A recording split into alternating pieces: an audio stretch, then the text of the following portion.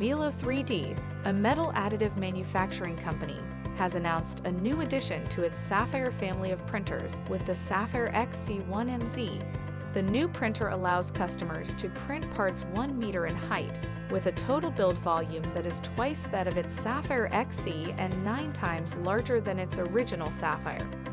This will increase the addressable use cases of Velo3D's end-to-end metal additive manufacturing solution. Benny Buller, Velo3D CEO and founder, commented, "Without advanced metal additive manufacturing, it would be difficult to impossible to build many of the technologies that are shaping the future of our world. Our innovative customers have a clear understanding of how the technology can unlock new capabilities for their businesses and transform their product offerings." Velo3D is a publicly traded printing technology company. 3D printing, also known as additive manufacturing, has a unique ability to improve the way high-value metal parts are built.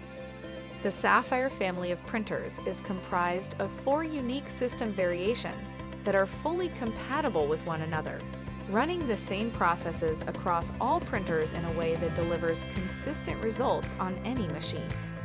Shares of Velo3D are traded on the NYSE under the ticker symbol VLD. For more information, visit www.greenstocknews.com. Thanks for watching Greenstock News. If you liked the video, please hit the like button.